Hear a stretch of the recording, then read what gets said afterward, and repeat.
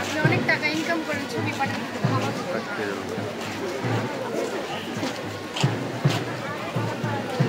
এই র্যালি তো শেষ হয় না, কি ব্যাপার? আপনারা কি বলাবেন হায়ার করে আনছেন নাকি অন্য জায়গা থেকে? র্যালি তো শেষ হয় না। দেরি কেন?